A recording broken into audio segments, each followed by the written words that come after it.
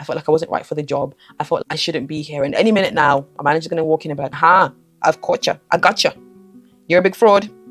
So what is imposter syndrome? Very good question. Imposter syndrome is a view of how you see yourself that is not always true. So what I mean by this is it is a feeling of self-doubt, of inadequacy. You see yourself as being a fraud. You see yourself as being someone who's not worthy of the recognition that you're currently getting. So even if on paper you're successful and you're doing really well, you're constantly thinking, oh, I shouldn't be doing this because I don't know what I'm doing. I don't have enough knowledge. I don't have enough insight. You feel like someone's just going to find you out, that you're a fake, that you're a phony, and that you don't believe that your accomplishments are genuine. You feel like it's good luck, or it's a fluke, or whatever it is. It's not real. It's not genuine. Now, imposter syndrome affects everybody from one time or another. So it's just trying to identify what imposter syndrome is and recognizing that imposter syndrome and actually just licking it off because it's not true. You're an amazing person and you're doing amazing things because you've worked hard. You deserve those things, not because it was just a lucky day. I don't really believe in luck anyway, but that's just not true. So I'm going to share 7 symptoms and signs that you have imposter syndrome. The first one is constantly questioning your abilities or putting things down to, oh, it was just great timing, or it was just luck. Why can't it be just because you've worked hard and you've done something really nice? For example, your manager gives you some really great feedback and you say, oh, it was just great timing, or oh, it's just happened, and you try and downplay your success when actually you've done something that was really good and you're being recognized for it. Someone who has imposter syndrome really hates or feels really uncomfortable in getting positive feedback because they don't believe it's genuine and they don't believe it's true. And then the second thing is fear of being exposed. They're going to find out that you don't actually know what you're talking about. They're going to find out that you don't know what you're doing and that you're one big fraud and that you're not qualified. And this can be something for, like, maybe you're applying for a job, or you're going for an interview, or you're going for something, like you're feeling anxious because you feel like, I don't really qualify. They're going to know that I'm not qualified for the job. Even if you have all the qualifications, you meet the criteria, you have everything you need, internally in your mindset you're thinking, I can't possibly have this job because I don't feel qualified, and they're going to find me out. And therefore you go into an interview, or you go into a setting really nervous, palms sweating, and just not settled because you think they're going to find out I'm a fraud, that I'm a fake, and that I'm undeserving. Even in your current role, you might not necessarily enjoy it or feel comfortable in your role because you think, oh, they're going to know. Any day now, they're going to know that I'm not supposed to be here, that I'm not good enough, that I shouldn't have got the job, that this person is more qualified than I am, that this person is doing a better job than I am, when that's not always true. And then the third thing can go either way of the spectrum. So this could be, someone with imposter syndrome is a complete perfectionist to the point where they don't want to submit anything because it has to be perfect. And if it's not perfect, they're not going to do it. They're constantly striving to, it has to just be perfect. But perfect really doesn't exist. It can be excellent, but perfect is always this like gold standard that they strive to achieve. Because if it's not perfect, then people are going to know that they're a fraud.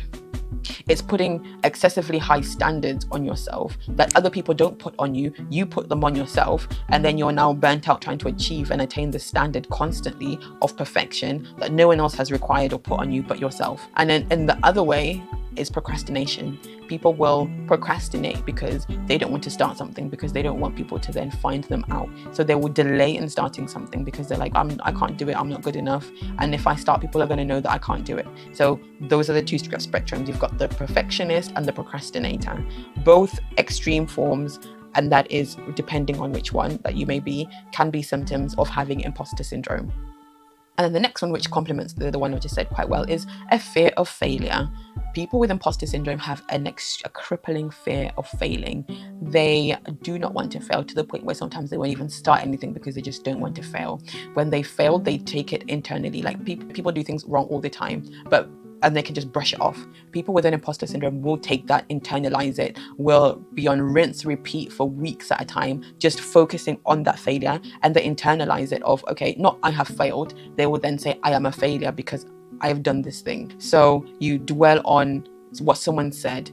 For example, your manager can give you feedback and then will give you one thing to work on. Instead of looking at the 5 things that were really positive, you will now hyperfixate on the one thing that they said that you need to work on, which wasn't necessarily even a bad thing. But now you're like, oh, now they don't think I'm really good at my job. Now that's it, that's my job done. And all of these things, and you start to spiral into this downward pit when actually it was just one constructive piece of criticism. And then the next strip, I've actually lost track now, so I can't even tell you what number we're on. But the next one is you attribute your success to external factors as opposed to internal factors. So for example, get recognized for something, and instead of acknowledging that you worked really hard and that you're talented and you're skilled, you will say, oh, it was the algorithm, oh, it was just the system, oh, it was just a good day, it's because the sun was out, that's why this happened. Instead of actually realizing that you are qualified for the job, instead of realizing that you actually you have the ability to do this thing, whatever the thing is. I'm just using a job as an example.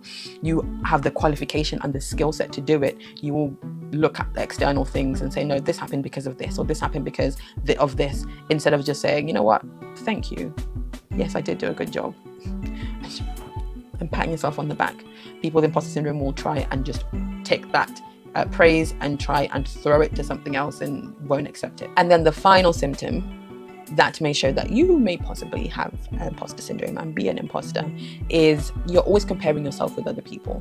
Your colleagues, your friends, your family members, you are constantly comparing yourself. If someone does something, or you think, oh, I couldn't possibly do that, or wow, they did that really well, I can't do that. And you will put people on a pedestal that is higher than yourself. And then you will see yourself as this little person that is not able to do anything. And you will magnify these other people instead of just focusing on yourself and focusing on your own race. You're constantly comparing yourself with other people, with the people that you work with the people that you know that are in your environment.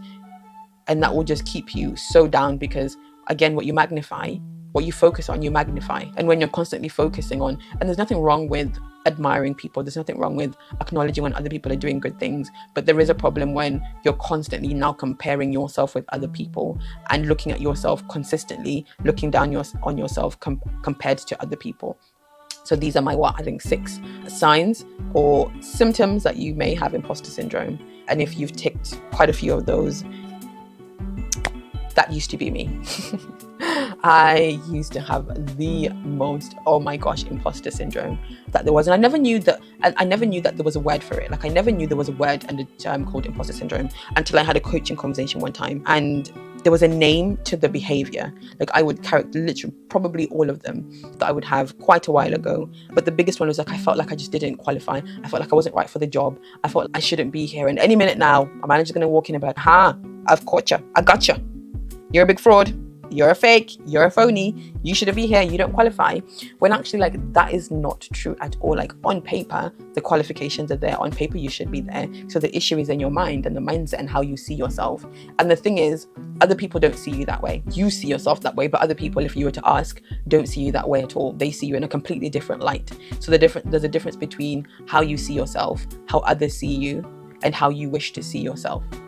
And then be sure to look out for my next video where I will share 6 steps to overcoming imposter syndrome.